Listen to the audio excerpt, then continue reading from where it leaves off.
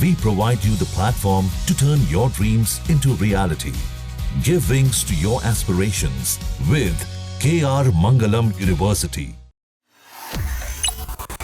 SIR को लेके जिस तरीके से भ्रम, और ये विपक्ष की पुरानी राजनीति का हिस्सा रहा है, इन्होंने हमेशा ऐसे विषयों को लेकर से भ्रम फैलाने का कार्य किया। लोकसभा में संविधान खत्म हो जाएगा, लोकतंत्र की हत्या हो जाएगी, आज साल से ऊपर हो गया, हम लोग की सरकार बने, किसका आरक्षण छीन लिया, कौन से संविधान को खत्म कर दिया। क्या ये बात सही नहीं है कि महाराष्ट्र के चुनाव के बाद, लोकसभा के चुनाव के बाद इन लोगों ने जाके डुप्लीकेसी ऑफ वोट का इन्होंने मामला उठाया था। राहुल जी की पार्टी ने, कांग्रेस की तरफ से किया गया था कि वोट की डुप्लीकेसी हो रही है। शिकायत को रेक्टिफाई कैसे किया जा सकता है? इसी माध्यम से किया जा सकता है ना, एसआर के माध्यम से।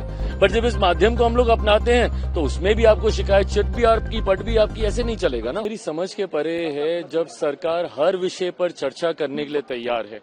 आप कीजिए ना, सदन तो चलने दीजिए, पूछिए सवाल, सारी बातें हम लोग बताने को तैयार हैं।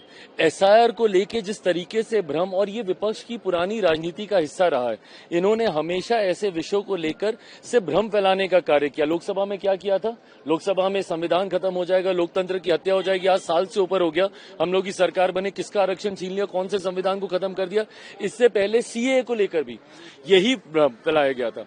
सीए जो नागरिकता देने वाला कानून था, उसको नागरिकता छीनने वाला कानून बताकर मुसलमानों के बीच में यह भ्रम फैलाया गया कि आपकी नागरिकता छीन ली जाएगी, जबकि ये 5 ऐसे देशों को नागरिकता देने वाला कानून था जहां पे अल्पसंख्यक समाज को हम लोग नागरिकता देने की बात कर रहे थे, जहां पे बहुसंख्यक मुसलमान हैं, पर फिर भी देश भर के मुसलमानों के बीच में एक आगजनी का माहौल इन्होंने बना के रखा।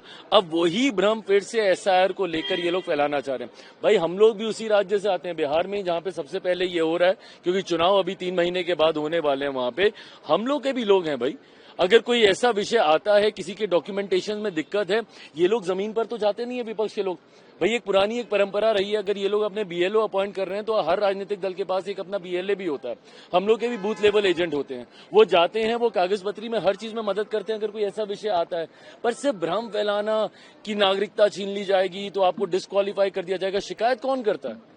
शिकायत भी तो आप ही करते हैं ना। क्या ये बात सही नहीं है कि महाराष्ट्र के चुनाव के बाद, लोकसभा के चुनाव के बाद इन लोगों ने जाके डुप्लीकेसी ऑफ वोट का इन्होंने मामला उठाया था। राहुल जी की पार्टी ने, कांग्रेस की तरफ से किया गया था कि वोट की डुप्लीकेसी हो रही है। अब एक आप शिकायत आप खुद करते हैं, उस शिकायत को रेक्टिफाई कैसे किया जा सकता है? इसी माध्यम से किया जा सकता है ना, एसआर के माध्यम से।